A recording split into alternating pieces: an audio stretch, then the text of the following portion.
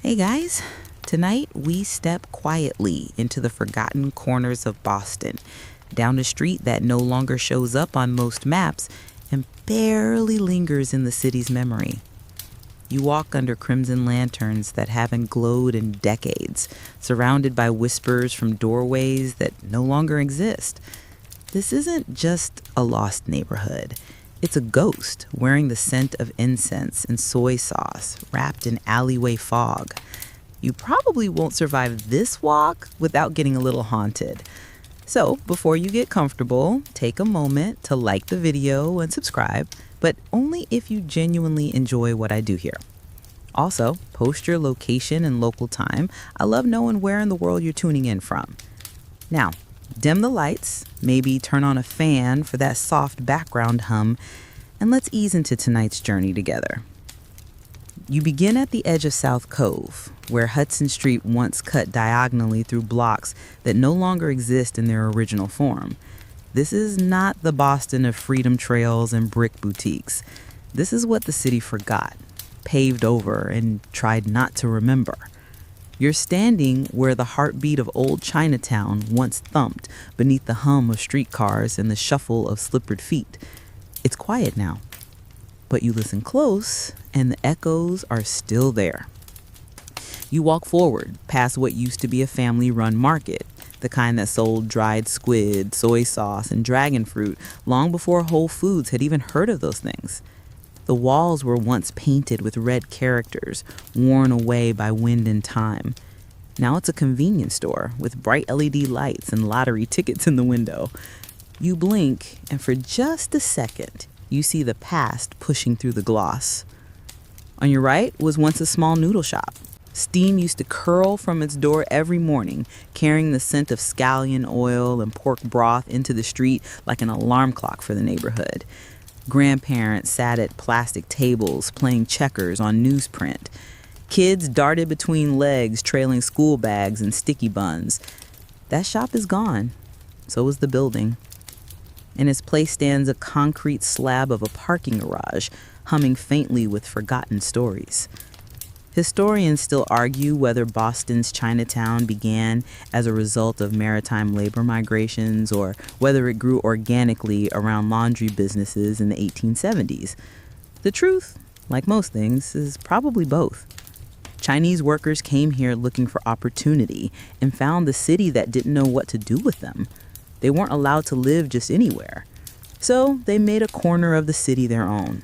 They built it with bare hands, bamboo scaffolding, and stubbornness.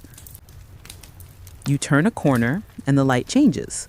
The buildings are a little lower here, older, as if this block didn't get the memo that the past was supposed to be erased. You pass a faded sign for a Joss paper store, the kind that once sold spirit money to be burned for the ancestors. It's been shuttered for years, but the characters are still visible, if the sunlight hits just right. They whisper in red ink, "Remember us." A man walks past you, slow and deliberate. He's wearing a Red Sox cap and holding a steaming cup of something. He nods, but says nothing. Maybe he remembers too. Maybe he doesn't need to. Maybe it's just muscle memory in his feet as he passes the spot where a community center once stood, where elders gathered to speak a language they weren't allowed to teach in schools. You stop at the intersection of Tyler and Beach. This was once the epicenter. Every building held layers like a cake. The storefront sold groceries. The floor above held a travel agency or a dentist office. The top floor? That's where people lived. Whole families in 2 rooms, maybe 3. Kitchens the size of closets. Beds rolled out like scrolls at night. But they made it work. They cooked. They celebrated Lunar New Year with confetti and drums so loud the windows shook. And they worked. Oh, they worked. One mainstream historical fact most people miss is that Boston's Chinatown is one of the oldest surviving Chinatowns in the United States, still in its original location. While others, like Detroit's or St. Louis's, were completely bulldozed or relocated, Boston's held on. Barely, but it held. A fringe detail few remember is that in the 1930s, the city planned to demolish the entire area for a highway expansion. Some said it was a done deal, but a small coalition of Chinese business owners, church leaders, and even Irish and Italian neighbors pushed back. It bought them time. Not safety, but time. You pass what used to be a dumpling house. You can almost smell the garlic chives. A kid once stood at that very door in the 1950s, offering steamed buns to anyone who would take one. His father was inside, shaping pork dumplings by hand. That boy? He grew up to be one of Boston's first Chinese-American city councilors. He said once in an interview that he still dreams of that dumpling steam, like a memory wrapped in rice paper. You take a few more steps and pause beside a rusted hydrant. That hydrant was once the meeting point for paper sons, those who came to America with borrowed identities and forged family histories. They met here, in plain sight, exchanging folded papers and nervous glances. They wore suits 2 sizes too big and dreams too heavy to carry alone. Some made it, some didn't. But this curb knows all their names. You look up and see a pair of old fire escapes still clinging to brick walls. They look like skeletons of another era. Once kids climbed them to chase pigeons. Once laundry hung from their rungs like surrender flags. Now they're just empty iron, waiting. You turn another corner, and the buildings here are taller, newer, shinier. Glass and chrome and polished stone. There's a bubble tea shop with neon signage. There's a boutique gym. A sushi burrito place. It's all very modern, but beneath it, Hudson Street still breathes, even if it doesn't have a nameplate anymore. You stop, you close your eyes, and you listen. The lanterns are gone. The joss paper has turned to dust, but in the silence, you hear the shuffle of slippers on pavement. You smell 5-spice powder. You feel history tug your sleeve like a child not ready to let go. And in that moment, the ghost of the street welcomes you home. You turn into an alley so narrow you instinctively pull your shoulders in. It's not marked on the map, never was. The kind of shortcut that only makes sense if you've walked it 100 times, and you haven't. But someone did. You swear the bricks remember the warmth of hands that pressed against them, tired workers sliding past with crates of lychees and sacks of rice balanced on shoulders. There's graffiti now. There are trash bins, but the ghosts have not left. At the end of the alley is a door with no sign, not even a number. But once, this was a shop, a very particular kind. You step inside and find yourself surrounded by silence that smells faintly of ginseng and dust. There are shelves. Old, cracked wood sagging under the weight of glass jars filled with shapes you don't quite recognize. Some look like twigs, others like worms. A few resemble long-dead sea creatures that drifted into jars instead of oceans. This was an herbalist's shop.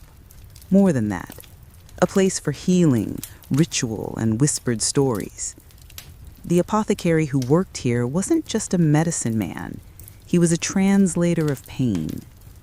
You didn't need English. You just needed to point to your stomach, your knee, your broken sleep. He'd nod, reach high or low, maybe into a locked drawer, and scoop something that looked like tree bark but carried the weight of centuries. You pick up a jar and squint. Inside are dried seahorses, curled into commas, used for energy, vitality, possibly fertility. No FDA approval, of course, but try telling that to the women who swore it helped their husbands stop falling asleep before dinner. A dusty cabinet holds drawers with little red labels. One reads, tiger bone, though there's no way to prove if it was real. Another says, scorpion tail. A few labels are written in brushstroke Chinese characters so elegant they look like they were written in silk. You run your finger across one. The dust parts like curtains. You sneeze. The shop doesn't seem to mind. Mainstream historians agree that these traditional herbal shops were foundational in Chinatown communities, serving as both medical centers and informal gathering spaces. But few people outside the neighborhood ever walked through their doors. To outsiders, they looked like cluttered mysteries. To those inside, they were lifelines. You turn and find a low wooden stool beside a cracked porcelain teacup. The tea's long gone, but the stains on the rim suggest it wasn't just one cup. Someone spent hours here, listening, advising, healing, probably with more success than you'd expect. Maybe not always with science, but with presence, with knowledge passed down face to face, not filed in a database. A fringe detail almost no one remembers. One of Boston's most famous herbalists operated without a license for nearly 30 years. No one ever turned him in. The city barely noticed, but inside Chinatown, his reputation was legend. People called him Uncle Fan. He treated insomnia, heartbreak, aching knees, and once, according to rumor, even a haunted house. His prescription? 3 incense sticks, a boiled root, and a stern conversation with your ancestors. You pull back a beaded curtain in the rear of the shop. Behind it, a room no bigger than a closet. This was where herbs were ground by hand. The mortar and pestle still sit on a stool, waiting like musicians between sets. There's a small cot, barely long enough for a person. Did the owner sleep here? Maybe. Rent was high, even back then. And when you're trusted to cure someone's child, sometimes you don't go home at all. You glance up. A piece of paper is pinned to a beam, yellowed, brittle. It's a recipe. Maybe for a tonic or a potion. You can't read the characters, but they seem to shimmer a little. You tell yourself it's the light, but you're not convinced. There's something comforting about this shop, something ancient and slow, a different tempo than the world outside, a heartbeat measured in spoonfuls and boiling kettles. It makes you wonder how many people came here because they had nowhere else, because hospitals were too far or too cold or too unwilling. You step outside, the door swings shut behind you with a soft click that sounds a lot like goodbye. Back in the alley, the air smells like rain, even though the sky is clear. You hear a pigeon flap above you, then silence again. The kind of quiet that follows memory. Heavy, familiar, lingering. Historians still argue whether traditional Chinese medicine was tolerated in places like Boston because it worked, or because the city simply didn't care enough to interfere. Either way, it remained, not as a curiosity, but as necessity. For decades, before insurance and public clinics, people relied on these shops, on knowledge smuggled through generations, on the belief that pain could be soothed with root and ritual. You walk away slowly, each step feeling a little heavier, as if the floor itself remembers every patient, every whispered symptom, every hope cradled in a ceramic cup. The world today moves fast. Apps, pills, urgent care. But somewhere inside you, part of you misses the shop with no sign. The one that knew your name without needing to ask. The one that healed with warmth before medicine. As you reach the end of the alley, you look back. The doorway is gone. Just a brick wall now. Nothing to see. But the smell of ginseng clings to your sleeve, and a warmth follows you that has nothing to do with the sun. You take a deep breath and move on, deeper into the city, where more ghosts wait and more stories hide in plain sight. You turn away from the main street, led by curiosity more than direction, and find yourself in front of a narrow staircase that dips beneath the city's feet. There's no sign to guide you, no arrow pointing the way. Just a doorway sunken into a brick wall, half blocked by stacked crates. You squeeze past, place your hand on the wooden rail, and descend. The light disappears with every step until all that remains is a bulb dangling by a thread of wire and the echo of your own breath. The smell hits you first. Damp stone, old laundry, burnt rice, and a trace of something you can't quite name. Maybe incense, maybe time itself. You step into a low-ceilinged room, just tall enough to stand upright. The walls are close. The air is heavy. You are in one of Boston's forgotten basement laundries. Your eyes adjust slowly. The space is cluttered but organized. A wooden counter runs along one wall, stained with years of soap and steam. Metal basins are lined up like soldiers. In one corner, a pile of flattened cardboard serves as insulation against the freezing floor. This was once a place of work, of labor, of survival. For decades, this is where Boston's Chinese immigrants made their living. Laundry was one of the only options they had. In the late 1800s and early 1900s, Chinese men were barred from most professions. They couldn't join unions. They were rejected by most white-owned businesses. So they scrubbed clothes, they pressed collars, they stitched buttons and folded uniforms for people who rarely knew their names. Historians still argue whether the rise of Chinese laundries was a matter of cultural preference or simply systemic exclusion. The answer, of course, is both. Denied a place in the American workforce, Chinese immigrants turned necessity into economy. At one point, there were more than 300 hand laundries across Boston, quiet storefronts with fogged-up windows and hours that never ended. You wander farther in. There's a hallway off to the side, and you take it. Your footsteps echo. The floor creaks. You pass a room filled with old ironing boards, long strips of fabric, and rusted shears. You picture the men who worked here, their sleeves rolled up, their fingers raw from lye and hot water, their eyes red not just from steam, but from the exhaustion that comes with working 16 hours a day. Deeper in the basement, you come to a sleeping area. It's not much more than a row of bunks nailed into the wall, 3 levels high. Each space is barely long enough for a man to stretch his legs. You kneel beside one. The mattress is thin, worn smooth by thousands of nights. A pillow still rests at the top, flattened and threadbare. This was not just a workplace. It was home. These laundries often doubled as housing for the workers. Rent was too high elsewhere. Discrimination was too strong. And so they lived here, in shifts. While one man washed, another slept. While one ironed, another cooked rice over a portable burner tucked between buckets. Lives stacked like crates. No privacy, no windows, just survival. On a shelf above the beds, you spot a small altar. It's simple. A bowl, a photo, a half-burnt stick of incense. These were their comforts, their connections to families left behind. Parents, wives, sons and daughters they would never see again.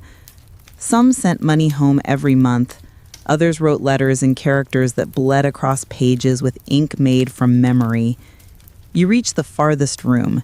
Here, the walls are lined with hooks, and on those hooks hang shirts. Crisp, clean, perfectly pressed. You touch one. It's still soft. Someone took great care with it. This wasn't just laundry, it was a craft, a language.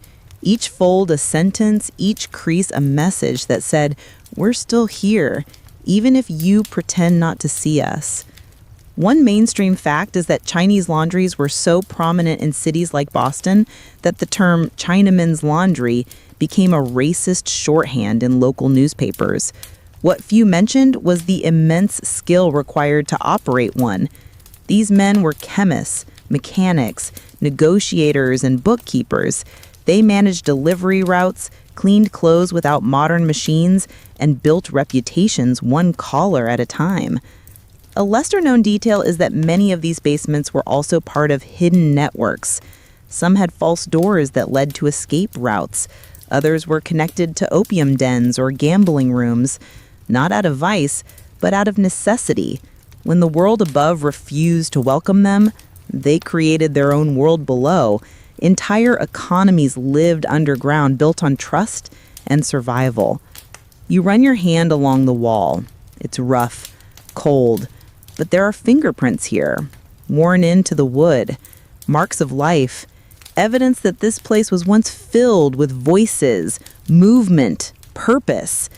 You imagine what it sounded like: the hiss of steam, the slap of wet fabric, the low murmur of Cantonese, mixed with laughter and the occasional lullaby hummed to no one. One bunk has a small notebook tucked beneath the mattress. You pull it out. The pages are yellowed, written in tight, neat characters. A ledger, not of laundry orders, but of money sent home. Dates, names, amounts, notes like mother's medicine or sister's school. This was more than bookkeeping.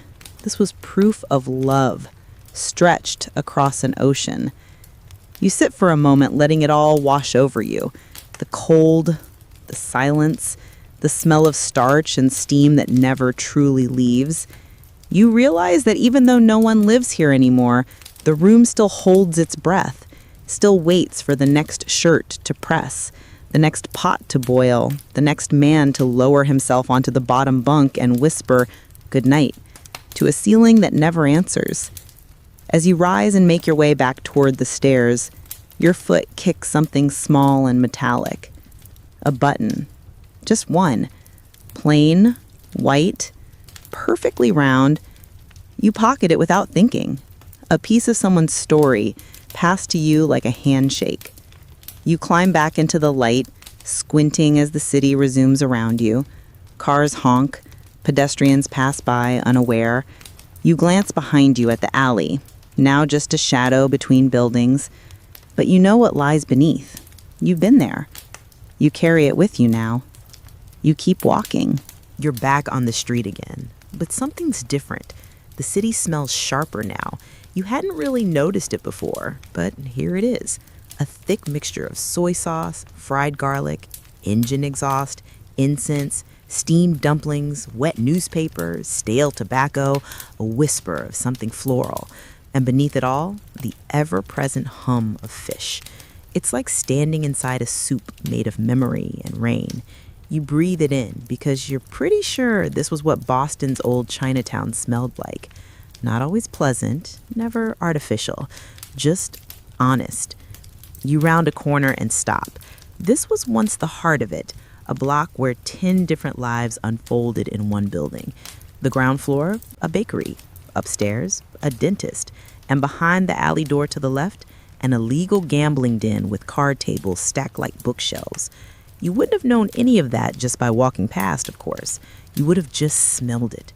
Historians still argue whether these Chinatown smells were a cause of neighborhood pride or a target of racist complaint. Some residents remember the scent of sandalwood incense drifting through their childhood windows like a lullaby. Others recall being teased in school, asked if their hair smelled like fish cakes. What's undeniable is that scent is one of the last things to leave a place. You can paint over a mural, demolish a building, rename a street, but good luck telling your nose to forget. You pause outside what used to be a butcher shop. The tiled floor inside is still visible through a dusty window. There's a rusted meat hook hanging from a ceiling beam, still swaying slightly like it remembers being useful.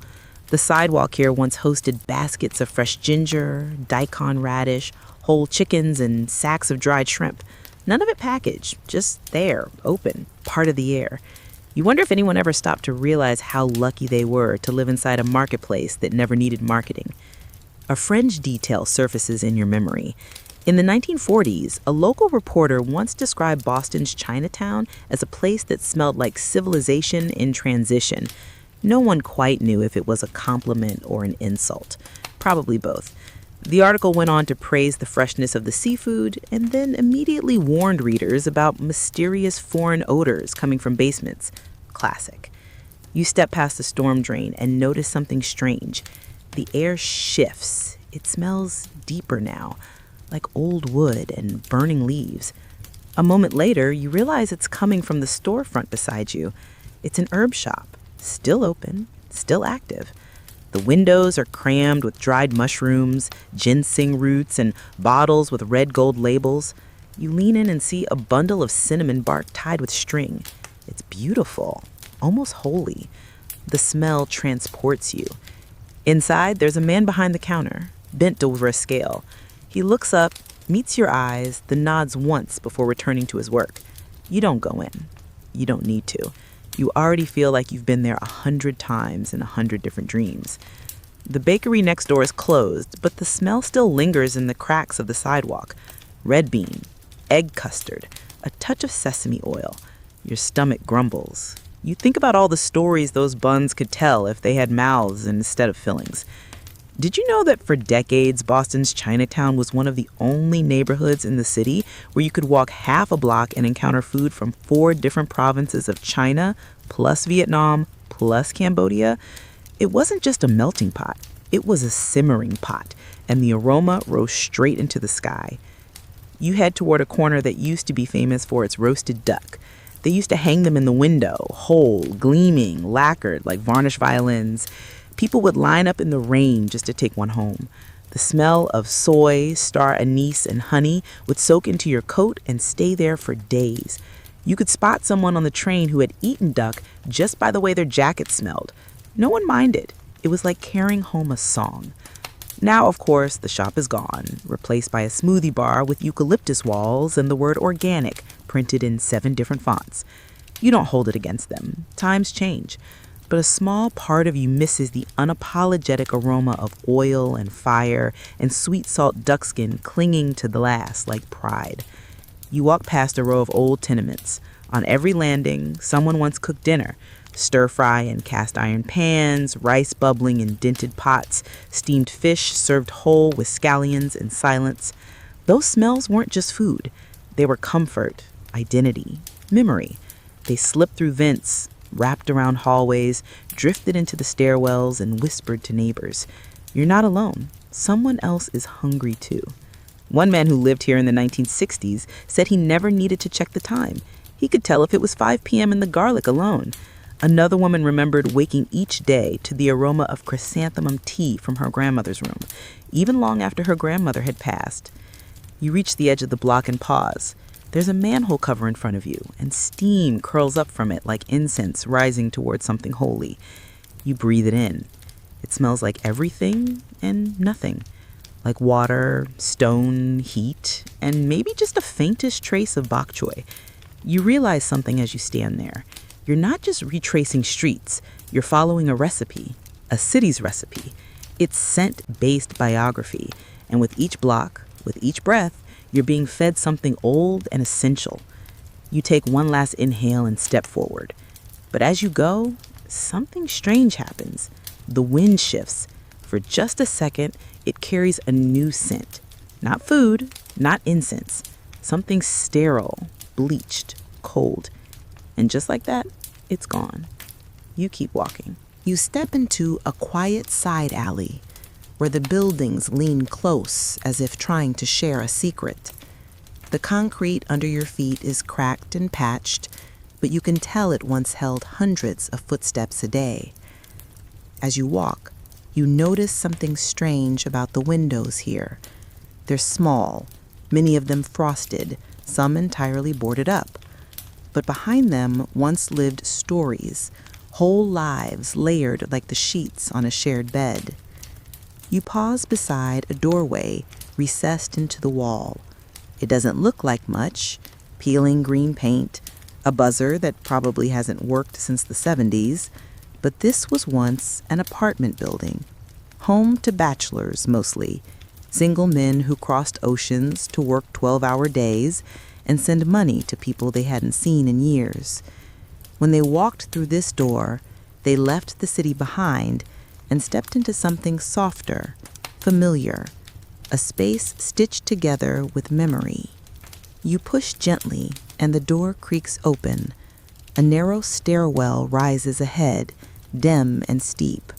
You climb slowly, one foot after another, and when you reach the second floor, you find a long hallway lined with doors, each one the entrance to a dream too small for anyone else to understand. Historians still argue whether these communal tenements were acts of resilience or desperation, maybe both. Rent was expensive, racism was free, so families shrank themselves into shared rooms, or single men found shelter with cousins or friends or total strangers, trading privacy for survival. You step into one of the apartments. It's empty now, of course, but your eyes fill in the blanks. The room is maybe 10 feet wide, 12 feet long, a bed against one wall, a desk wedged beneath the tiny window, the kind of room that feels full if you exhale too hard. But once, this was home. The mattress is still there, thin and worn, the sheets long gone, but the memory remains. Next to the bed, a small shelf holds a few forgotten things: a cracked teacup, a spool of thread, a photo turned face down. You turn it over gently. A woman, maybe 20, standing stiffly beside a tree. She's not smiling, that was common in old photos, but her eyes are soft, patient. You wonder if she ever came here, or if she only lived on the nightstand beside the man who whispered to her in his sleep. A fringe detail flickers into your mind. Some of these men, denied citizenship by law, built entire families in their imagination. They sent letters they couldn't always read to addresses they couldn't confirm. They waited for responses that sometimes never came. And still, they believed. In reunion, in return, in something better. You notice something strange on the far wall. A section of wallpaper has been pulled away, revealing handwriting. Dozens of names. Maybe a poem. Maybe a calendar. Maybe a list of people who once shared this room, passing through like wind through a cracked window. You run your hand over it gently. The ink flakes a little, but the meaning doesn't. One mainstream fact: the Chinese Exclusion Act, passed in 1882, was not repealed until 1943. For over 60 years, it was federal law to deny Chinese laborers the right to become citizens, bring their wives, or live without suspicion. These rooms are shaped by that, compressed by it. Every square foot speaks a language of survival. You move into the next room. This one has red paper charms tacked above the door, faded symbols of protection. They flutter slightly in the breeze from the open window. There's a sewing machine on a table, its wheel rusted stiff. The thread is still wound through the needle, as if someone got up in the middle of stitching and never returned. You imagine the clothes made here: hemmed sleeves, altered collars, maybe even wedding dresses sent back across the Pacific in brown paper and hope. In the corner, a pile of folded fabric still sits under plastic, neat, respectful, like someone cared for it. You lift the edge. It's silk, deep green, patterned with dragons, too beautiful for everyday wear. A ceremonial robe, maybe, or a gift for a child that never arrived. You hear something from the hallway, a faint rhythm. You step out and the sound becomes clearer. Footsteps, soft, deliberate. But when you look, no one's there. Just the walls, just the hush of a building remembering itself. You go farther down the hall. Another door is slightly ajar. Inside the room is empty except for a desk and a single chair. On the desk lies an open book, its pages filled with hand-drawn characters, a diary maybe, or a study notebook. You flip through carefully, and the back a pressed flower, still golden, still intact. Someone tried to carry summer with them. One tenant in an interview from decades ago said he memorized poems in the dark because there was no space for books. He said he used to lie on his bunk and whisper verses in Cantonese, imagining his words floated through the walls and to the ears of strangers who understood. Maybe that's what you're hearing now. You take a deep breath. The room smells like time. dust, wood, faint tea leaves, and something more delicate, soap, maybe someone's cologne. You close your eyes, and for a moment, you're not a visitor. You live here. You're tired. Your hands ache, but there's rice waiting in a pot. And outside, a friend is playing erhu in the stairwell, the notes bending around the evening like steam. You open your eyes again. The light is softer now, the sun slipping between buildings. You look around the small apartment one more time, memorize its shape, its quiet, its dignity, and then you turn back down the hallway, back towards the stairwell, back into the city that barely noticed what it erased. You descend slowly, touching the railing that has guided hundreds of hands before yours. Outside, the air is cooler, but the warmth of the room lingers in your bones. The sidewalk greets you like a stranger pretending to be a friend. You know better now. You move on.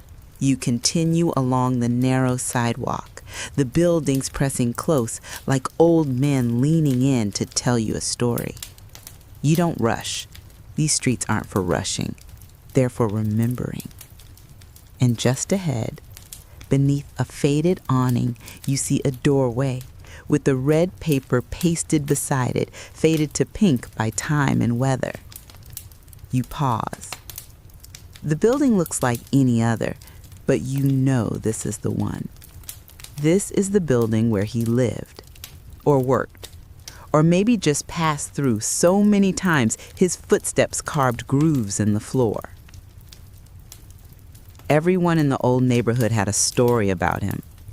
No one quite agreed on the details. Some said he was a gambler, others said a teacher.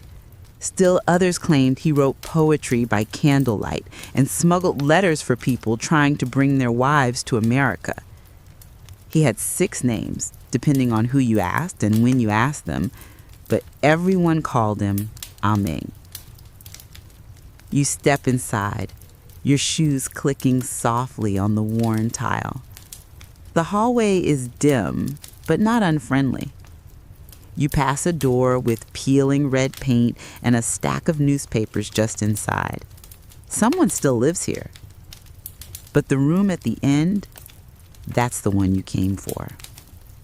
You reach it. You knock once, out of habit or respect, and then gently push it open. It's a single room, maybe 12 feet square. The window looks out onto a fire escape wrapped in rust and ivy. There's a wooden desk beneath the window, an oil lamp, a teacup with a hairline crack, and a spoon still inside. It feels like Ameng just stepped out to buy dumplings and might return any second. Historians still argue whether men like him were real people or neighborhood legends, stories made up to help people cope with lives so tightly controlled that mystery felt like a kind of freedom. But the details are too specific to dismiss. The white suit he wore every Sunday, the silk scarf knotted twice, the way he refused to eat chicken because of a childhood memory no one understood. Those aren't the kind of things stories invent. Those are things stories remember. You walk slowly around the room. There's a stack of old books on the desk, all written in Chinese. One has a handwritten English title added in pencil, Poems from Home. Another, even older, is wrapped in newspaper. You unwrap it carefully. It's a ledger. Names, numbers, places. At first you think it's financial, but then you see a pattern. The numbers aren't dollars, they're distances. From Guangdong to Hong Kong, from there to San Francisco, from there to Boston.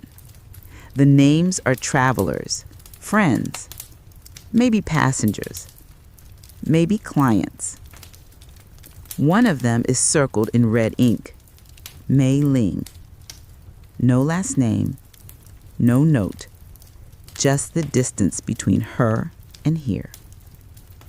You imagine what that meant to him, How many nights he stared at that name, wondering if the distance could ever shrink.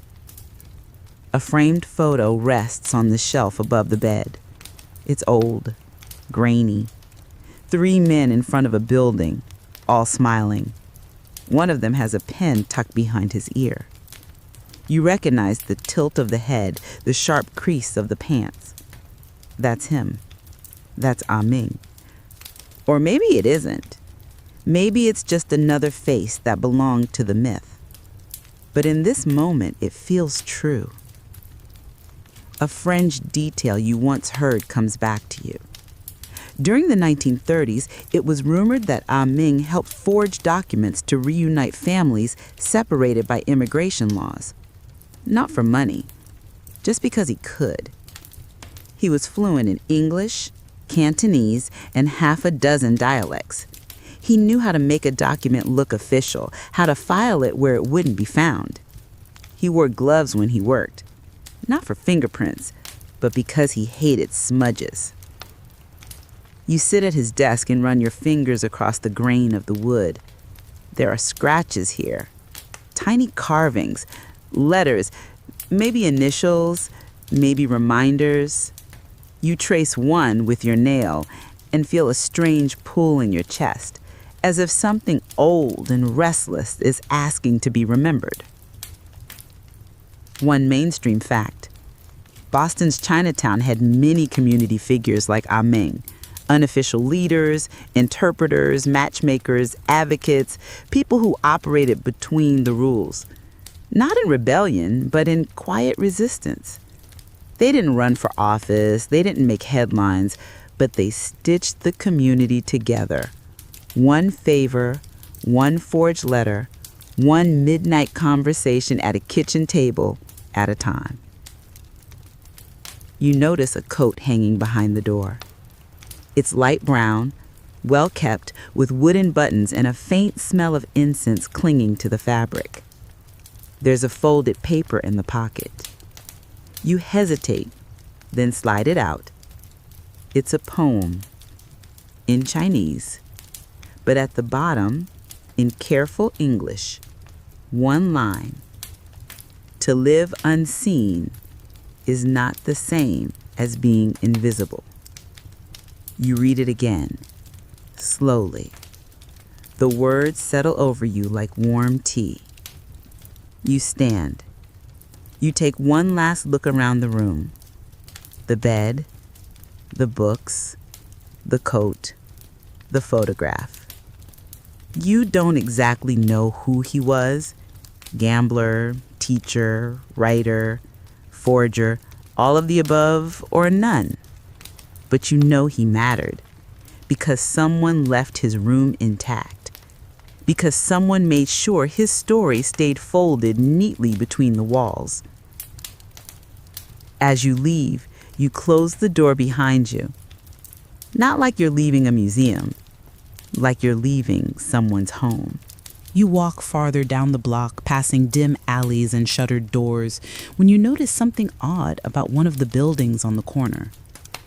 It is nondescript, 4 stories tall, just like the others. But the windows are different. Smaller, heavily curtained, and not in a modern way. You pause. This was one of the places you were told not to ask about. People lowered their voices when they mentioned it. They never used real names, just gestures, a wave of the hand toward the past. The kind of building that held stories behind locked doors and thin walls. This was where the women were, or at least some of them. In Boston's old Chinatown, women were few and far between. Immigration laws made sure of that. Policies like the Chinese Exclusion Act and its many extensions made it nearly impossible for women to come legally. Wives were separated from their husbands, daughters left behind. Most Chinese households in Boston before 1940 were male only. So when a woman did arrive, it was always an event, sometimes a cause for celebration, sometimes a reason for whispered warnings.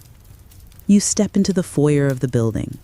The door opens with effort, sticking slightly at the bottom as if resisting your entry. The air inside is stale, thick with the scent of dust, old perfume, incense smoke, and something bitter. You climb the narrow staircase, the wood worn smooth in the center from decades of footsteps. On the second-floor landing, there's a hallway with a dozen doors, each painted in a different shade, all faded now to the color of old regret. These were once single rooms rented out by the week, sometimes for shelter, sometimes for something less kind. Some of the women who lived here were laundresses or seamstresses. Others worked in kitchens or herb shops. And yes, some were trapped in darker work, sold or smuggled or tricked into lives they could not easily leave. But they all had names. They all had stories.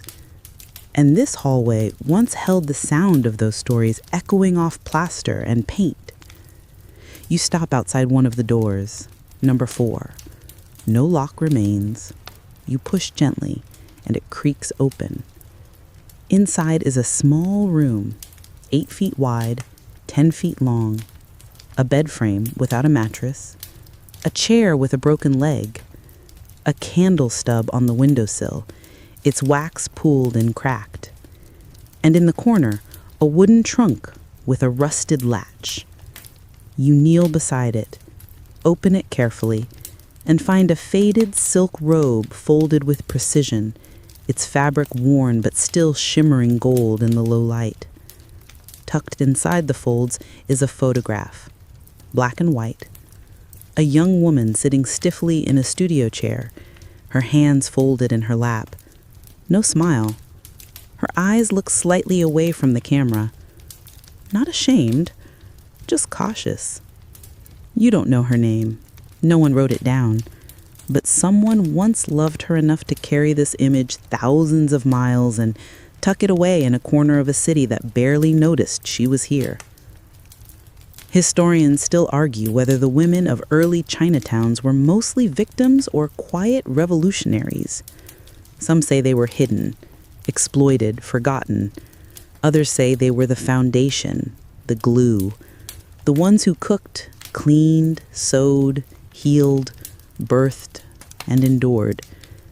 The ones who taught children how to bow at New Year and to keep their voices down in public.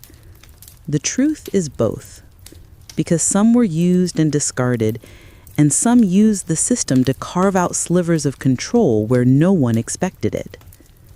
You walk to the window and push it open. The air outside is cool, damp with evening. The fire escape rattles under your hand.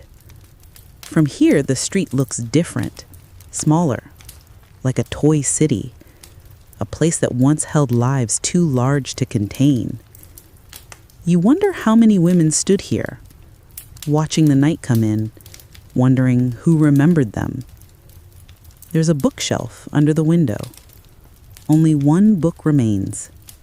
Its spine broken, its cover torn. You lift it carefully and open it to the middle. Inside are pages filled not with words, but with pressed flowers, dozens of them, each carefully flattened and labeled with a single word in Chinese script. You cannot read the characters, but you understand the intention. Each one means something: hope, regret, memory, a sister's name, a hometown, a lost year. A fringe detail surfaces from a city archive you once read. In the 1920s, a woman named Li Fan ran a boarding house in Boston that doubled as a school. She taught girls to read Chinese poetry in the mornings and helped them sew at night. Some of her students went on to open shops. Others disappeared into the fog of history. No photos of her survive, just a city permit and a water bill in her name. You leave the room and walk down the hall. At the end is another door, half open. Inside, you find a prayer altar, small, simple. A brass bowl, a handful of incense sticks, 2 oranges, shriveled but unspoiled, and beside them a handwritten note in neat English. You read it slowly. It says, "For the women who waited, for the women who worked, for the women who whispered to themselves when no one else listened." You step back, suddenly aware of the silence pressing around you. It is not hostile, but it is full. This place remembers. These walls are not empty. They hold breath, laughter, tears cried into pillows no one ever saw. You imagine the footsteps that moved through this hall. Soft slippers, broken heels, bare feet on cold wood. One mainstream fact is that in early Boston, Chinese women were not allowed to testify in court, apply for most jobs, or walk alone at night without being followed. Yet despite this, they formed underground networks. They taught each other skills. They protected one another from raids. They passed down recipes, languages, and escape routes. They were invisible on paper, but unmissable in real life. You descend the stairs slowly. The light from outside is fading, sliding into dusk. You reach the door and turn for a last look. The hallway behind you stretches into shadow, but you feel something still watching, not threatening, just steady, just present. You step into the street and the city swallows the building once again. The traffic resumes. The lights flicker on. The smell of steamed buns drifts from a nearby vendor. And just for a moment, you think you hear it, a soft voice, speaking Cantonese just above a whisper. A lullaby, a warning, a prayer. You keep walking. The sun has now dipped below the rooftops, and Chinatown glows under its own kind of twilight. Red lanterns begin to flicker to life, strung across narrow streets like floating moons. Their light is soft, not bright enough to illuminate fully, but just enough to create pockets of color on the pavement. You feel something shifting in the air, a tension maybe, or an invitation. Either way, you follow it. Your steps lead you toward a tenement building that looks like any other. Worn stairs, brick facade, cracked tiles. But your instinct pulls you to the back entrance, past the alleyways and through a narrow side door. It creaks open without resistance. You step inside and are immediately wrapped in a familiar smell. Burnt incense, dried herbs, warm wax. Something old, sacred, and hidden. You climb the staircase slowly. Each floor feels older than the last, like going back in time with every creak of wood. At the top, there's a small landing and the plain door with no number. But on the lintel above, painted in faded red strokes, is a character you recognize. It means heaven. You push the door gently, and it opens into something you didn't expect. This is not an apartment, not a storage room. This is a temple. A small one, an attic temple, a joss house. The ceiling is low and sloped, but the space is alive. Dozens of red candles flicker along the walls, their flames bowing in the same direction as if called to attention. At the far end of the room, behind a haze of rising smoke, sits a carved altar. It holds offerings, bowls of rice, oranges, bundles of incense already burned down to ash. Above it, a gilded statue of a seated god watches over everything. He has a kind face, stern eyes, one hand raised in a gesture that means peace and warning at the same time. You take a slow step forward. The wood under your feet sighs. You're not alone. You see them now. 3 men seated cross-legged on straw mats. They wore white shirts and black pants. Nothing ceremonial, just the clothes of men who work in kitchens or sweep floors. One of them chants softly. The others bow their heads. You want to leave, to not intrude, but one of them looks up and nods, just once. An invitation to witness, not to understand, just to be present. Historians still argue whether these hidden temples were tolerated by city officials or simply ignored. Officially, there were no large religious centers in early Boston Chinatown. No signs, no bells, no registered clergy. But here, above the noise of the city, beneath the rafters of an aging tenement, the gods were very much awake. You step aside and sit quietly on a wooden bench near the wall. Your eyes adjust to the dimness. The statues on the altar shimmer through the incense smoke like figures in a dream. You see Gunyen, goddess of mercy, her face smooth and calm. Beside her, another figure, maybe the Jade Emperor, or one of the many local deities worshipped by name only, whispered among families. To your right, there's a shelf of paper offerings folded like lotus flowers. Gold and silver foil glint under the candlelight. They will be burned later, sent up to the ancestors as gifts in the afterlife. You imagine the folded paper opening mid-flame like a message delivered by heat and faith. A small drum sits beside the altar. Next to it, a gong. These instruments are not just for sound. They are for summoning. They call the spirits. They clear the air. One of the men stands and strikes the gong gently. The sound rolls out like a ripple, brushing past you, rattling something in your chest you didn't know was loose.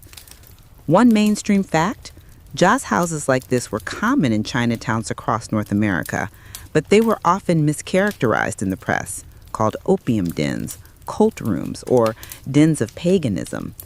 In truth, they were places of deep tradition, community centers, sites of mourning and celebration, and yes, places of spiritual power. One of the worshipers rises and places a piece of paper in front of the statue. On it, a name, a birth date, and a message written in Chinese characters so fluid they seem to breathe. He lights incense, bows 3 times, and presses the paper to his forehead before laying it gently at the god's feet. A fringe story floats to the surface of your memory. In the 1940s, during a spate of disappearances and gambling raids in Boston, it's said the community gathered not at the police station, but in temples like this. They lit incense for protection, for wisdom, for justice. Not every prayer was answered, but everyone was heard. You look around the room. The wallpaper peels slightly. The wood beams sag, but the spirit in the space is solid, timeless. Someone built this temple not for glory, but for continuity, to anchor a culture that was constantly uprooted, to keep the gods close, even when the law stayed far away. There is a small wooden box beneath the altar, a slit carved in the top. You reach into your pocket and find a coin. American, modern, nothing special, but you slide it in anyway, an offering. Not because you expect something, just because you want to leave a trace, to say, I was here, I saw. You stand to go. The 3 men do not speak, but they bow to you as you leave, and you bow back. It feels natural. Right. The door clicks behind you, and the hallway returns to silence. As you descend the stairs, you notice the smell of sandalwood clinging to your jacket. Not in an unpleasant way, like something that wants to be remembered, like something that wants to be remembered. Back on the street, the lanterns now glow fully. The light they cast is soft, golden, flickering like the pulse of something alive. You pass beneath them, and you feel different, calmer, grounded. Not because you found answers, but because you witnessed something that didn't ask for attention. It just asked to be allowed. You walk slowly now, the edges of the city softening as night thickens. Boston's Chinatown has layers, and some of them press down harder the later it gets. You follow a narrow lane that snakes behind a block of tenements. The ground is damp with steam rising from sewer grates. It smells of metal, grease, and something sweeter underneath. You turn a corner and pause. You've arrived at a door half covered by peeling red paint. There's no sign, just a faint scratch on the wood that looks like a Chinese character, maybe the word for quiet or inside. You knock once, then twice, just to see what happens. The door creaks open. Inside, you step into a narrow hallway lit by a single red bulb. The air hits you immediately, heavy, humid, cloying. It wraps around your lungs like a weighted blanket. You follow the hallway into a larger room, low-ceilinged and hushed. You are not alone. Men lie on bamboo cots, most silent, some murmuring softly. The light is amber, dim, filtered through cloth draped over bulbs. There's no music, but something hums in the walls. You recognize it. This is an opium den. In the early 1900s, these places were common across Chinatowns in North America. Boston was no exception. Hidden behind laundry shops or basements, they offered more than just a high. They offered escape, refuge, an end to the noise of a city that barely tolerated your existence. For many Chinese laborers who faced racism, loneliness, and brutal work hours, opium was a way to make time stop. You move carefully between the cots. Each one has its own small world. A man with his eyes half closed holds a pipe delicately in 2 fingers. Another whispers a song in Cantonese. You catch only fragments, something about a river, a mother, a moon. A third man is already asleep, his chest rising and falling like ocean waves. There is a woman at the back of the room tending a small burner. She wears a faded blouse and dark skirt. Her hair is tied in a low knot. She doesn't smile, but she watches you calmly. She nods toward an empty cot in the corner. You don't sit, but you look. The mattress is thin. The pillow is folded rice sack. Next to it, a small lacquer box containing tiny tools, a lamp, a needle, a pipe carved from bone. The tools of slow departure. Historians still argue whether opium was a cultural artifact or an imported poison. Some claim it was ritual, tied to centuries of medicinal use in China. Others argue it was forced into communities by foreign traders and perpetuated by systemic neglect. The truth, as always, sits in the space between harm and habit. You crouch beside one of the sleepers. His face is lined with exhaustion. His shoes, simple canvas slip-ons, are tucked neatly beside his cot. A small photo peeks out from his breast pocket. It's of 2 children, posing in front of what looks like a rice field, probably taken decades ago, probably across the sea. He clutches the picture even as he sleeps, his fingers curling around it like it's a part of his body. You notice something on the far wall, framed characters painted on red paper, mounted behind cracked glass. You step closer. The calligraphy is bold and steady. 3 words. Peace in sleep. You smile despite yourself, because isn't that what this place is really selling? Not escape, not danger, just rest. A chance to leave behind the noise of English, the cold stares on the street, the long hours spent pressing other people's clothes or washing their dishes. You take a seat near the door, not wanting to overstay. But you stay just long enough to feel it. The slowness, the warmth, the kind of silence that wraps around your body like a childhood blanket. It's not your world, but you're allowed to witness it. And that means something. One mainstream fact. In 1894, Boston police conducted a raid on a suspected opium den and found over a dozen men, most of them laborers, quietly resting. The press ran dramatic headlines about vice and danger, but what the police actually found was silence, soot, and exhaustion. There were no weapons, no violence, just people trying to forget for a few hours that they were strangers in their own city. You remember a fringe story, too, about an old man named Wang Yi who ran a tea house that doubled as an opium parlor. He was said to read poetry to his guests between pipe sessions. He served chrysanthemum tea and recited Tang Dynasty verses while they drifted into smoke-drenched sleep. He vanished one winter, and no one ever found out where he went. Some said he returned to China. Others said he simply became part of the walls. You stand and give a small bow to the woman at the burner. She nods in return. No words are spoken. They don't need to be.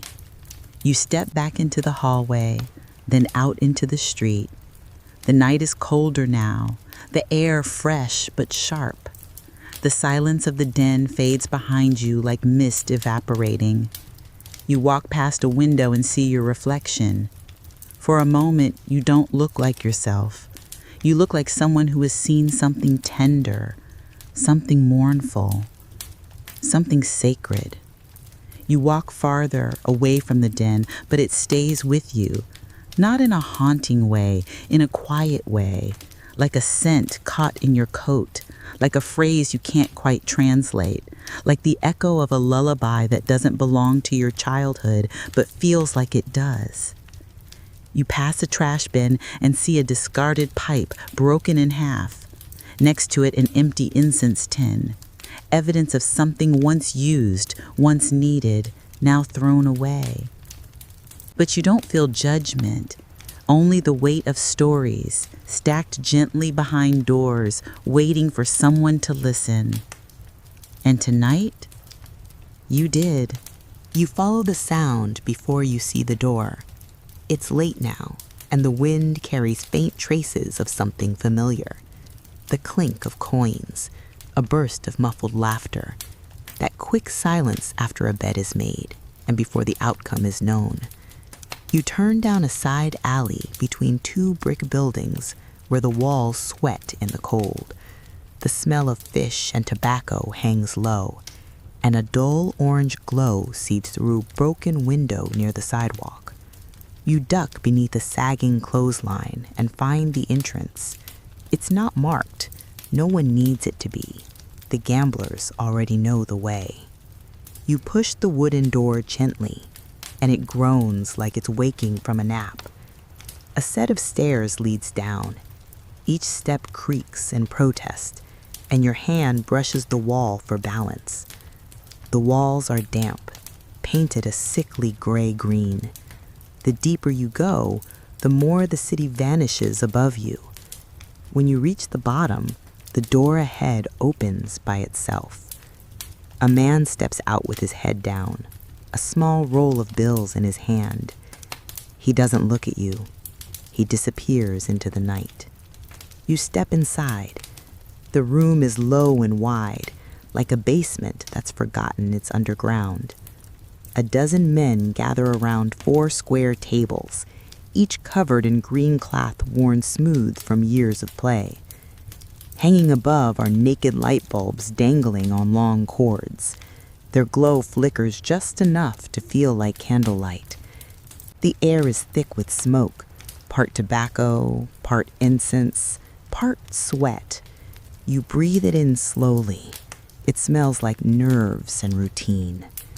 You linger near the wall, and no one says a word. No one looks at you, but no one tells you to leave either. You've been absorbed. That's how these places work. You're in if you're quiet. You're in if you don't ask questions. You're in if you understand that luck is a language. The men at the first table are playing fan-tan, an old Chinese betting game. A dealer uses a stick to count small white buttons beneath a bowl. The crowd leans in slightly, barely blinking. A man scratches his chin 3 times before every count. Another folds and unfolds the same napkin in his lap. Rituals, all of them. They're not just betting coins, they're borrowing luck. At the next table, it's cards. You can't tell what game it is. The rules shift depending on who's playing. A deck moves like water across the surface. One man taps twice before drawing. Another holds his breath until he lays a card down. Every movement matters. Every gesture has history behind it. You imagine these men worked 10 hours earlier today in a laundry or a kitchen or a dockyard. But here, in this room, they are kings of their own silence. The cards don't ask for English. The odds don't care about skin color. One man catches your eye. He's older, maybe 60, maybe more. He wears a brown vest over a white shirt stained at the collar. His fingers are long and careful. He loses a hand but doesn't flinch. He simply nods and reshuffles his coins, preparing for the next round. His face is carved like a statue's. This isn't the first night he sat at this table, and it won't be the last. Historians still argue whether these gambling dens were nests of crime or shelters for the desperate. Some say they funded illegal operations, bribed the police, and ruined families. Others claim they were lifeboats, places to rest, to feel human, to sit beside someone who knew your language. In truth, both versions probably walked these stairs, sometimes in the same body. A boy walks through the room with a tray of tea. He's maybe 15, they still round with youth, eyes older than he should have. He pours without spilling a drop. The gamblers don't thank him. They don't need to. This ritual repeats every night. A pot, 6 cups, 2 trays, no words. There's no shouting here, no cheering. Even the winners remain still. This isn't Las Vegas. This isn't a place for spectacle. It's a place to breathe slower, to believe in something invisible, even if just for one more hour. You remember a fringe tale, an old rumor passed between Boston's alleyways. A man once bet his wedding ring and lost it to a stranger who wore it out the door. Weeks later, that same man saw his ring in a pawn shop window 3 blocks over. He walked in, bought it back without a word, and never gambled again. Or so the story says. People say a lot in Boston, especially when the subject is Chinatown. One mainstream fact. In 1903, Boston police raided 4 gambling houses in one night. The newspapers painted them as dens of corruption, full of hidden passageways and dangerous foreigners. But when you read the arrest reports, most of what they found were decks of cards, coins, and men too tired to run. The drama was printed, not lived. The fear was exaggerated for readers who would never descend these stairs themselves. You step closer to the mahjong table. The tiles clack together like bones rattling in a bag. There's a rhythm to it. Each player moves with precision, as if the game has its own heartbeat. You can't follow the strategy, but you can feel the stakes. Every tile laid down is a memory. Every win is a borrowed breath. The man in the corner sharpens a pencil slowly, staring at the ceiling. He isn't playing. Maybe he's waiting for someone. Maybe he already lost. Maybe he's just here for the smoke and the memory of movement. You watch him a moment longer before turning away. When you finally leave, the city feels too big again, too loud, too clean. Your ears ring with the silence you left behind. You think about the man with the wedding ring, the tea boy, the dealer with the calm eyes. You think about risk, not just in games, but in life, in leaving home, in crossing oceans, in sitting down at tables where the rules are stacked against you, but playing anyway. You walk back into the night. Above you, Boston sleeps, are underground, and a little room beneath the sidewalk. The game goes on. You wake to a sound that doesn't belong to sleep. It's not the soft hush of a ceiling fan or the distant hum of morning wagons. It's harder than that. The sound of boots, thick soles hitting cobblestone in a rhythm that makes even the bricks nervous. You sit still in the quiet room above Hudson Street, your ear tilted toward the window just cracked enough to let in the smell of river fog and frying oil. The sound grows louder, heavier. It carries the weight of certainty. You don't need anyone to tell you what's happening. You already know. A raid is coming. Boston police never knocked gently on Chinatown's doors. When they came, it was sudden, Flashlights, whistles, clubs, always announced but never expected. Someone tipped them off. They always did, sometimes for a few dollars, sometimes for nothing more than safety. You lace your boots slowly and step into the hall. The staircase creaks. The banister is smooth from 1,000 other hands just like yours, each of them bracing for what waits below. Outside, fog hugs the street like it's trying to keep a secret. Lanterns still glow red in some windows, their lights stretching like tired fingers across shuttered storefronts. Then you see them. 4 officers in long gray coats. One wears a hat too stiff for this neighborhood. Their eyes scan everything, not with wonder, with a checklist. They're not here to understand. They're here to restore order, or whatever version of it fits in their report. You follow quietly behind, staying half a street back. They stop at the familiar basement entrance, the gambling room. You know it. Everyone does. It's not hidden. It just isn't talked about. The front door is plain. A man sits beside it smoking a pipe. He doesn't move, doesn't nod, just watches them approach like a priest waiting for confession. The lead officer lifts his hand and gives the signal. One knock, then another, then silence. No one inside opens the door. That's expected. The police don't wait long. They push it open, boots striking the threshold like war drums. You can hear voices now, not yelling, more like the clatter of chairs and the shuffle of cards being swept into sleeves. The raid has begun. Historians still argue whether these raids were really about justice or just performance. Some claim the police were protecting the city from vice. Others say the officers were performing a careful ballet for the press, cracking down only when convenient, letting things slide when payments flowed.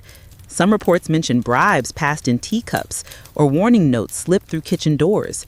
What's clear is that this wasn't unusual. It was part of the pattern. The city turns a blind eye. Then it blinks. You walk around to the alley beside the building. Through a grimy side window, you catch a glimpse of the chaos. Officers moving briskly, not rushing, but with practiced urgency. They open cabinets, overturn baskets, lift floor mats. The gamblers sit mostly still. One man sips tea. Another holds a coin between 2 fingers like it might disappear if he lets go. Their expressions are hard to read. Not fear, not defiance, just fatigue. This isn't their first raid. It won't be their last. You focus on one man, the older one you saw before, in the brown vest with the soft hands. He's sitting exactly where he was the night before. Same table, same posture, like nothing's happened. An officer approaches him, asks a question. He doesn't answer. He just pushes his cup toward the center of the table and waits. The officer pats him down, finds nothing, moves on. The man exhales once, deep, controlled, then resumes watching the doorway like he's expecting a friend. The police eventually find what they came for. A few stacks of cash, a set of dice and a lantern base, a notebook with symbols they can't read. That's enough. They cuff 3 men and lead them out. You step back as they pass. The first prisoner is young, maybe early 20s, barely able to keep his chin level. The second is silent. The third is bleeding from his knuckles, though no one mentions it. One mainstream fact. In the late 1800s, Boston newspapers reported on these Chinatown raids with gleeful exaggeration. Front-page headlines called them snake pits of sin and caverns of corruption. But when you dig into the actual records, the charges were usually minor. Illegal gambling, disorderly conduct, occasionally opium possession. Most cases were dismissed. Still, the drama sold papers. The street watches without speaking. A woman pulls her child close. A shopkeeper lowers his curtain. A boy stops pedaling his bicycle for just a second, then keeps going. This is routine. The raid is loud, but its meaning is quiet. It says, don't get too comfortable. Don't think the rules are yours. You remember a fringe rumor told by a butcher 2 doors down. He claimed one of the first gambling raids in Chinatown ended when the officer leading it sat down to play a hand. Just one, he said, just to see what the fuss was about. He won, left the money on the table, never came back. Whether it's true or not doesn't matter. What matters is that people believed it could be. After the police leave, you wait. You listen. 10 minutes pass, then 20. Then a door creaks open again. Someone lights incense. A faint tune plays on a stringed instrument upstairs. Slowly, life returns. Cards come back out. Coins move again. The game resumes, like a river rising after the rain. You step inside. The air is the same, thick with memory. The gamblers nod at you without greeting. You sit down beside the man in the brown vest. He doesn't speak, just hands you a card. As you play, you think about the balance these men live with. Hope on one side, consequence on the other. You think about the raids not as interruptions, but as rituals. And you wonder how many times the same scene will replay before someone finally listens. But tonight, the dice roll smooth. The tea is hot, and for a little while, even with boots still echoing in your memory, the table feels like a safe place. You don't know it's a funeral at first. You just hear the music. It sneaks up on you from a side street near Hudson and Oxford, a slow, trembling clatter of drums and gongs, soft at first, then swelling into a procession that sounds more like theater than sorrow. You step outside, slippers scraping the damp stone, and the air smells of incense and something faintly citrus, maybe oranges left too long on a wooden altar. Then you see it, the white robes, the pale wooden coffin with red silk corners, the altar carried like a throne, trimmed with gold paper and little cups of rice wine. At the front walks a boy with cymbals, no older than 10, his tiny hands trembling with the weight of performance. Behind him, 4 older men carry the coffin on their shoulders. Each step is deliberate, heavy. You fall in with the procession, one pace behind, and no one stops you. You're not family. You're not even Chinese. But here, no one asks. Historians still debate what these Chinatown funerals were really about. Were they pure reverence for the dead or protective rituals meant to keep spirits at bay? Some call them spiritual warfare in disguise. Others say they were quiet protests against a city that never truly welcomed the people buried here. Whatever the case, you can feel it in your chest, that sense that this is bigger than grief. This is a performance for the gods, for the ancestors, and maybe for anyone watching from a window with questions too shy to ask. You pass shops you know well, the herbalist with the dry ginseng roots like wrinkled fingers, the noodle stall with the crooked sign and one always singing cook. Today, they're silent, heads bowed, doors half shut. The whole neighborhood moves as one body, slow and steady, down streets that once tried to erase it. A fringe detail, people used to say these funerals could raise the dead, not literally, of course, but emotionally.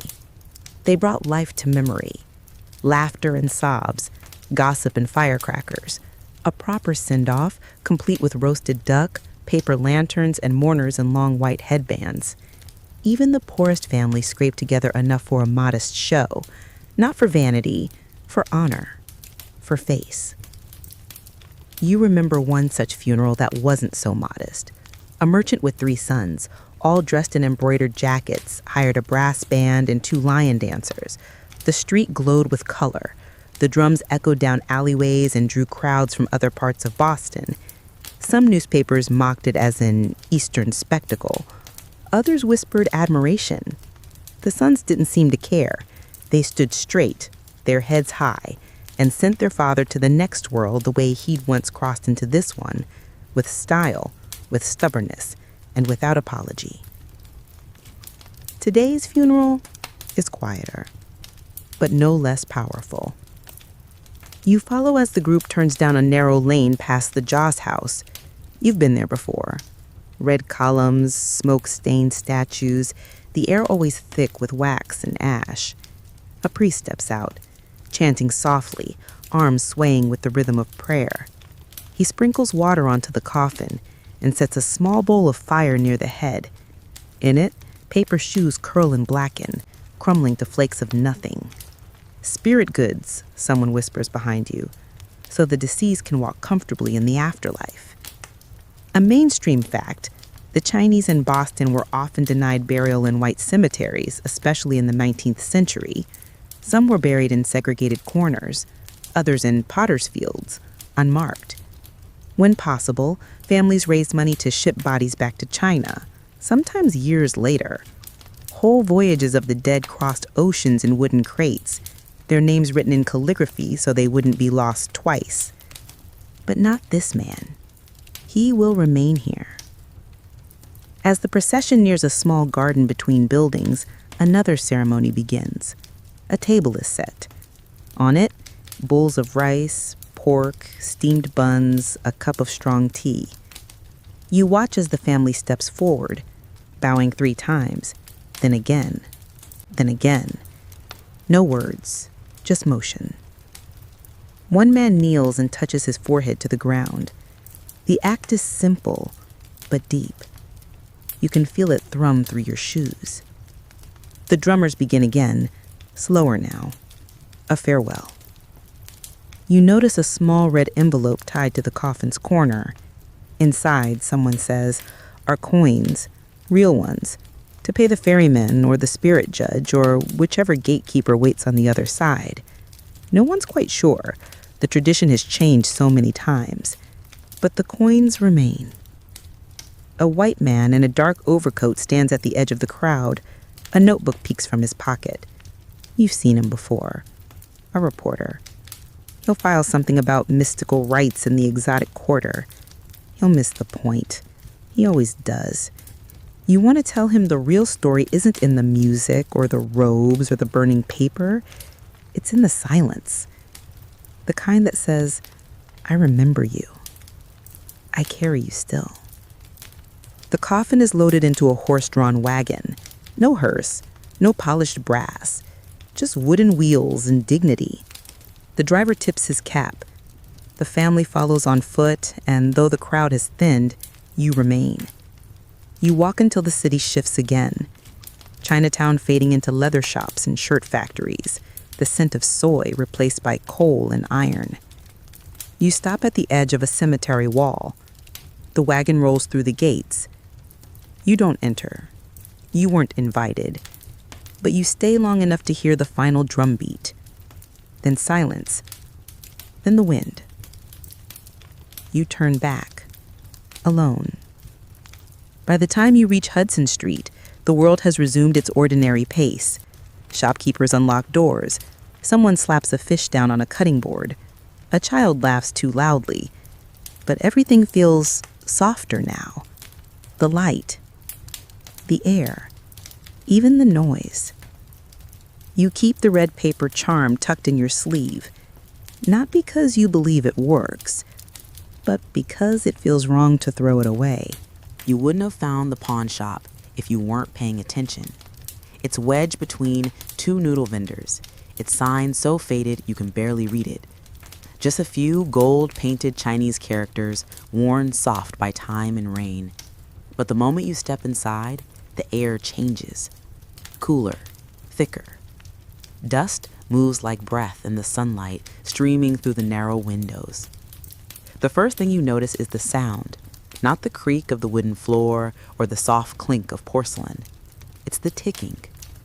Dozens of clocks, maybe hundreds, line the walls, round faces, square bodies, tiny brass wind-ups, tall grandfather clocks with pendulums swinging like slow, tired hearts.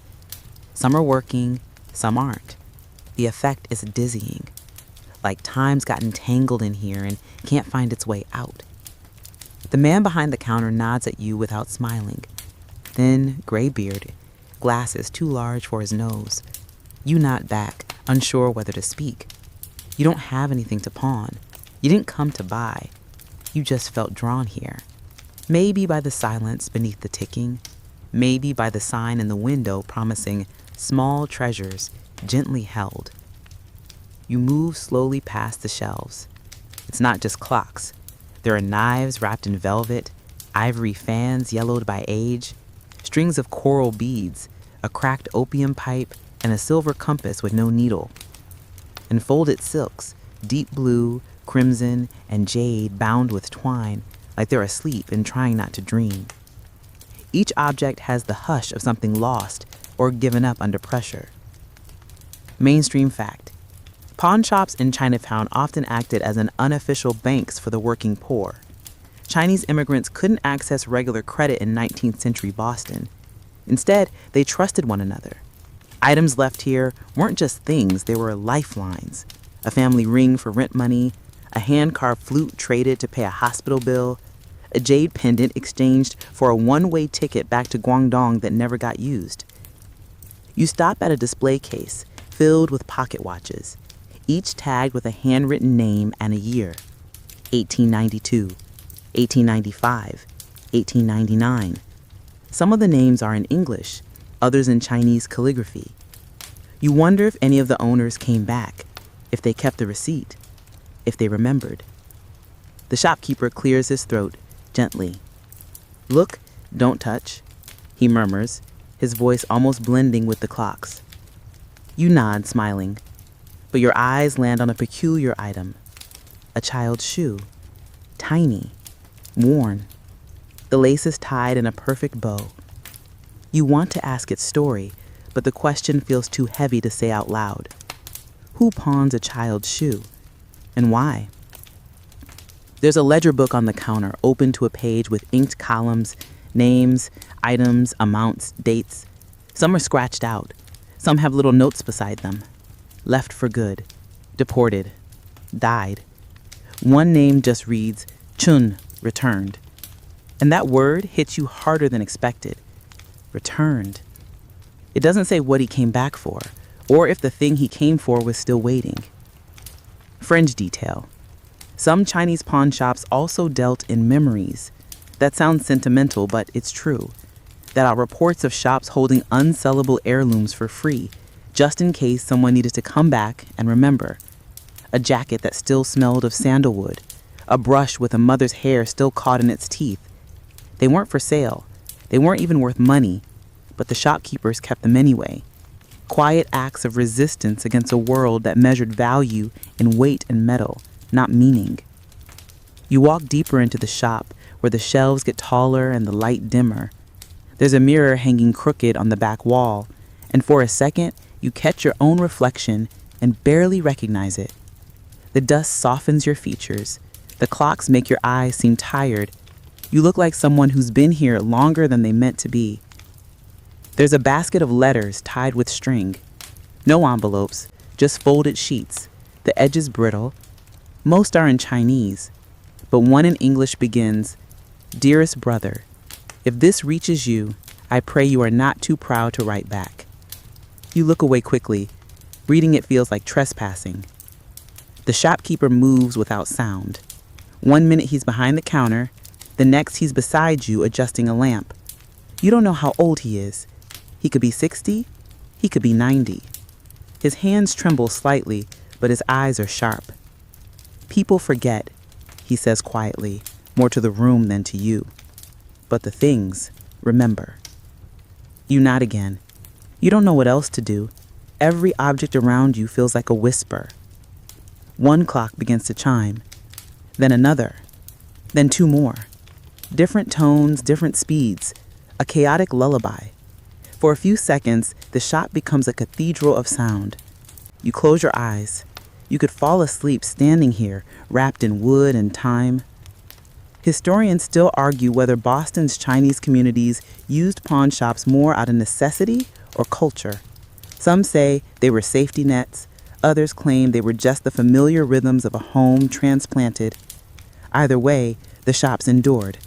Long after restaurants shut, long after laundries were bulldozed, some pawn shops simply became antique stores, the line between history and inventory vanishing overnight.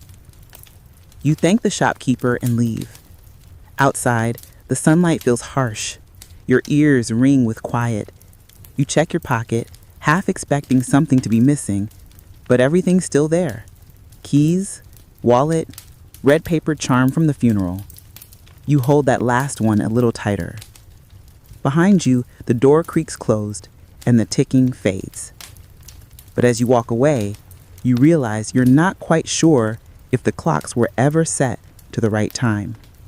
The fog rolls in low, like a blanket being pulled over a memory. You step off the main drag and onto a quieter street, where the lights flicker and your footsteps echo with a softness that doesn't belong to the present. This part of the city doesn't advertise itself. There's no bronze plaque, no walking tour, no curated historical signs. But here, Tucked behind an old chain-link fence and the stub of what used to be a fruit stall, the past still exhales slowly through the cracks. This is where they brought the sick. You wouldn't know it now. The old pest house is gone, buried under layers of asphalt and concrete. But you stand still, and in your mind the city rewinds. The tower lights dim, the steel fades to brick, and rising up before you, 3 stories high, is a plain gray building with barred windows and a nervous energy humming in its bones. It smells of vinegar, coal smoke, and something sterile, too clean in some corners, too forgotten in others. You walk through its imagined front door, past a crooked desk where a tired clerk once sat. His glasses were always fogged, his pen always leaking. To your left is the intake room, a space stripped of ceremony. Here, men and women were lined up and tagged like luggage, a number pinned to their chest, a name misspelled on a clipboard. One man was recorded 3 times under 3 different spellings. No one corrected it. This place wasn't meant to cure. It was meant to contain. Throughout the late 19th and early 20th centuries, Boston, like many American cities, saw waves of fear ripple through its immigrant communities. Tuberculosis, smallpox, bubonic plague, the words alone were enough to shut down a block. But for the Chinese community, the blame arrived quicker than the diagnosis. One confirmed case could lead to 20 evictions, entire tenements fumigated, families torn apart in the name of quarantine. Historians still argue whether these measures were truly necessary or if they masked a different agenda, one rooted less in medicine and more in prejudice. You drift past a row of cots, arranged shoulder to shoulder like soldiers on their backs. The bedding is thin. Most of the men lying here are laundry workers, restaurant helpers, men with rough hands and empty pockets. They don't complain. They just cough quietly and stare at the ceiling. In the corner, a nurse ladles broth into a chipped bowl. She doesn't speak the language of her patients, but she learned the word for eat. Sikfan. She says it gently as she offers the bowl, and the man smiles with cracked lips. One of the stranger details you notice is a line of lanterns hung above the entrance, even during daylight. Red paper with gold script, flickering despite the still air.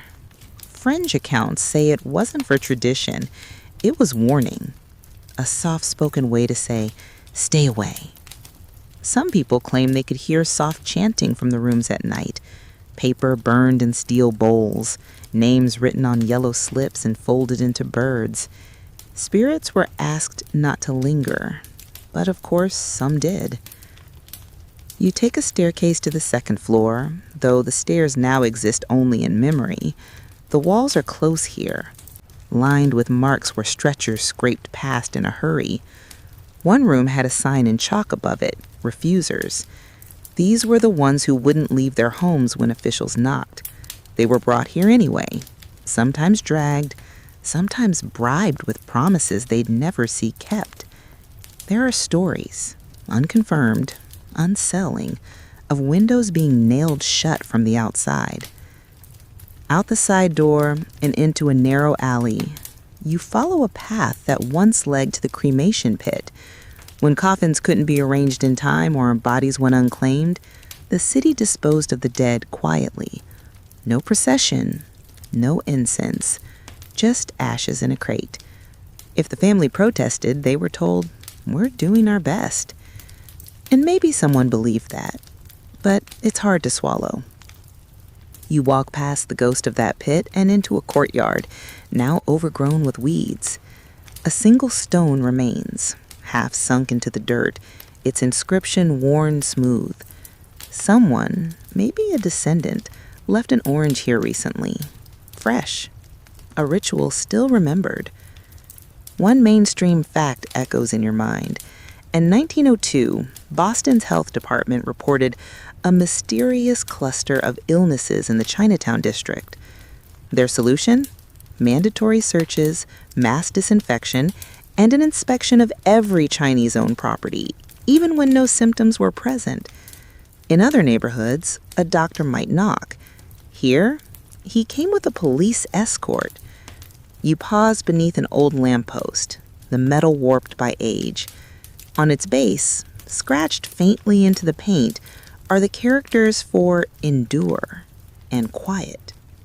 No one notices them now, but you do. A man in a brown cap walks past you on the modern sidewalk, plastic bag in hand, earbuds in. He doesn't look at the lot where the pest house stood. He doesn't know what happened there, but maybe his grandfather did. Fringe rumor time. Some say a group of local merchants bribed city officials not to avoid inspection, but to secure proper funerals. $10 for a red envelope, $20 more for a quiet blessing. Not scandal. Mercy. A dignity tax for those who spoke the wrong tongue. And still, the city forgot them. You look up at a building nearby, just another tenement now, but on its third floor, the original bars remain. No one remembers why they were installed. Maybe no one wants to. A child's voice echoes across the street, shouting in laughter. The smell of dumplings wafts from a corner shop. Life continues. But you know that steam carries more than flavor. It carries memory. You walk on. You walk without thinking now, letting your feet follow the old grooves of a city that once was. Each crack in the pavement, each oddly placed stoop or bricked-in archway feels like a whisper trying to tell you something. Not loudly, no, never that. Boston's Chinatown didn't go out with a riot or a blaze. It faded like a photograph left in the sun. Quietly, incrementally, almost politely. You're standing at the corner of Harrison Avenue and Essex Street, where the late morning light hits the bricks just right. There's a bank here now, sterile and efficient, all white panels and tinted glass. But if you squint, really squint, you can just make out the ghost imprint of a dragon above what used to be a doorway. That was the Wong Wah Company, a dry goods store that sold everything from rice noodles to sandalwood to fireworks you weren't supposed to ask about. A place with no cash register, just a drawer and an old man who always knew how much change to give you. But that building is gone now. You cross the street into a courtyard bordered by squat buildings and metal gates. Back in the 1940s, this space was alive, crowded, chaotic in the best way. Vendors shouted over one another. A man carved roast pork with a cleaver that had 3 generations of seasoning burned into its handle. Kids darted between stalls chasing marbles. The air buzzed with dialects. Cantonese, Toisanese, bits of English twisted into odd shapes. This was home, even if Boston never fully admitted it. Then one day, the trucks came. Not food trucks, not delivery vans. Demolition crews. The paperwork had already been signed, the maps redrawn, the word redevelopment tossed around like a gift when it was really a funeral. You hear the echo of jackhammers in your mind.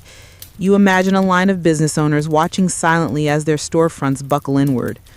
Not one building was taken by fire, not one by flood. All by ink, signatures, and a city's hunger for clean lines and traffic flow. Mainstream fact, in the 1950s and 60s, Boston's urban renewal campaigns targeted so-called blighted areas for demolition. Terms so vague they could mean anything the city wanted. Chinatown was labeled a problem zone. Hundreds of buildings were razed, families displaced, and the community shrank, both physically and spiritually. Historians still argue whether Chinatown was sacrificed for the good of the city or simply erased for the sake of convenience. Some point to blueprints with careful notations, plans to widen roads, install parking garages, and make the area more inviting. Others call it what it was, a quiet purge dressed in modernist rhetoric. You wander down what used to be Oxford Place. There's nothing left of it now, just a driveway and a back entrance to a chain drugstore. But back then, this tiny alley was packed with tenement housing. The buildings leaned in close like they were whispering secrets to each other. Clotheslines crisscrossed the sky above. A radio played Mandarin opera through an open window.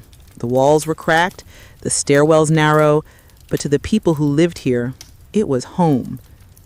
Fringe detail. It's said that when the demolition crews came, one family locked themselves inside their apartment and refused to leave for 3 days. They boiled rice, lit incense, sang songs. When police finally entered, the family had already packed up but left behind a single bowl of oranges on the floor as an offering to whatever spirit still claimed the space. You pass the site of the old pagoda building, a beloved structure shaped like a miniature temple, ornate roof tiles, carved dragons, green and gold trim.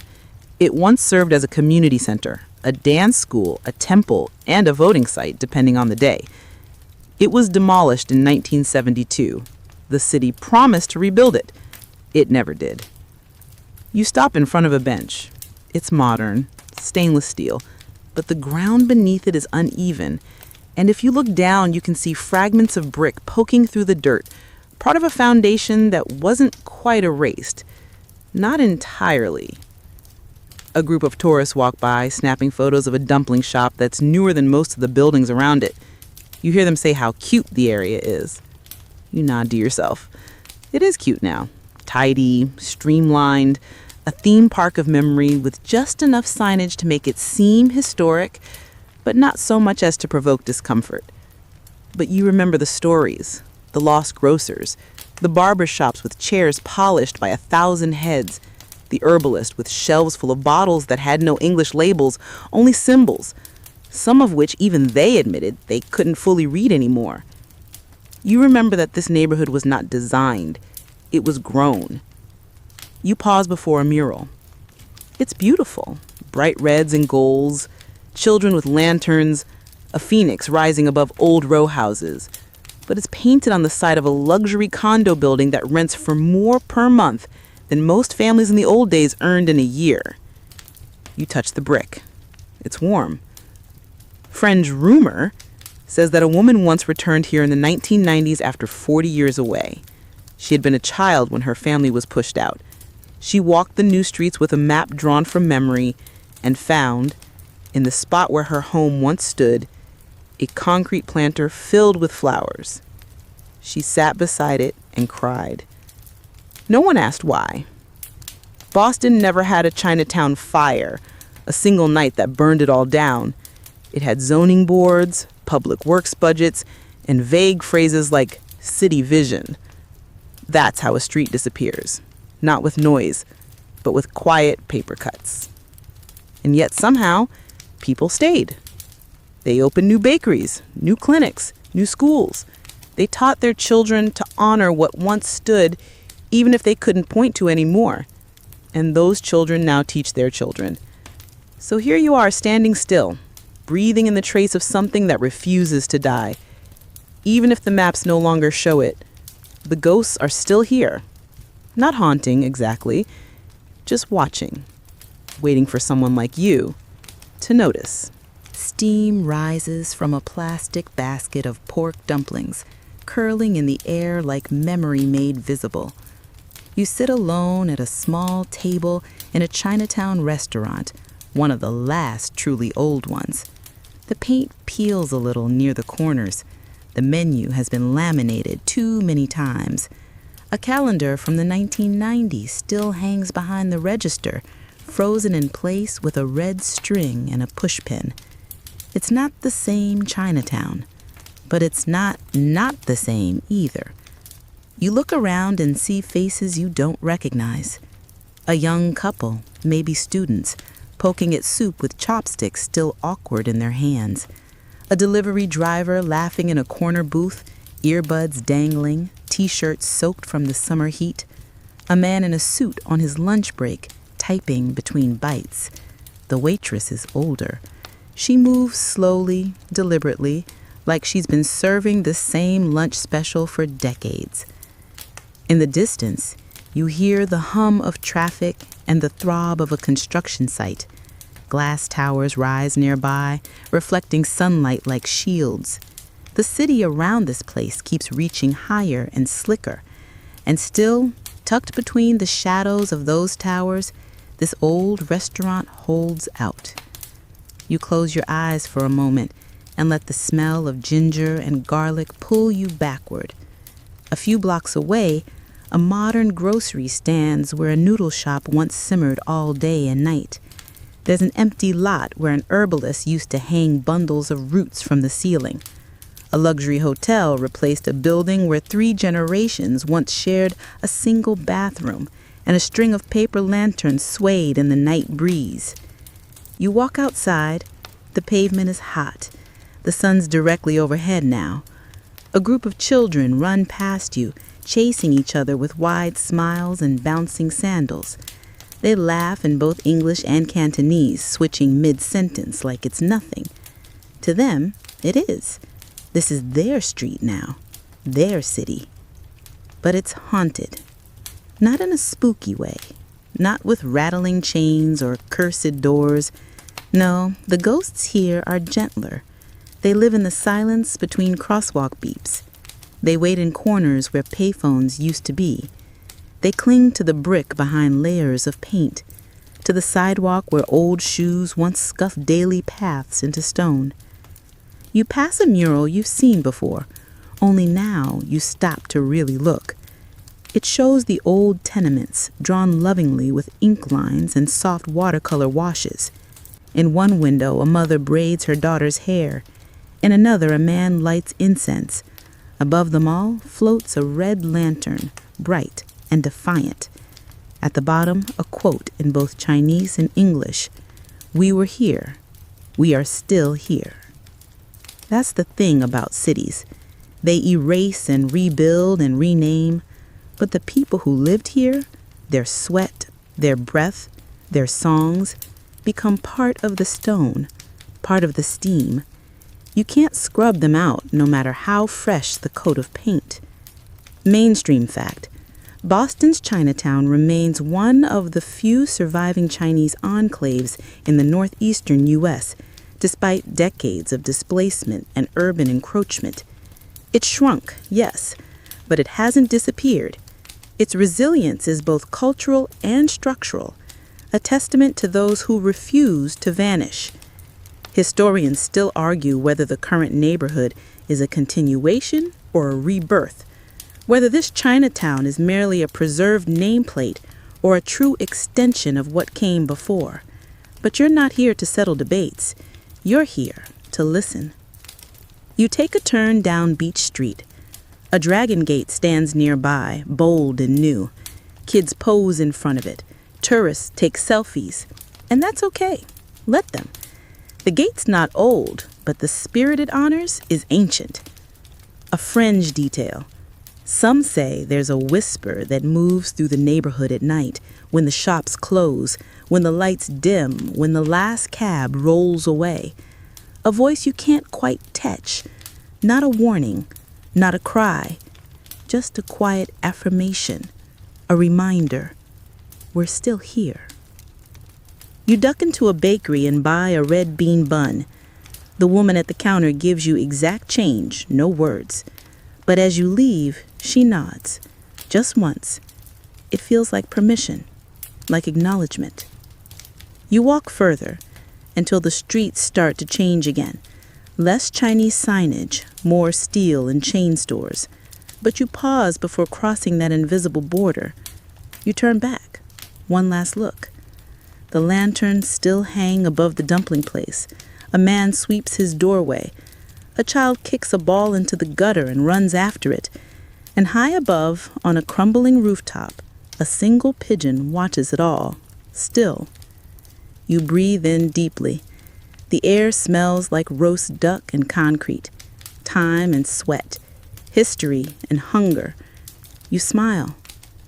And now, at last, your steps grow slower.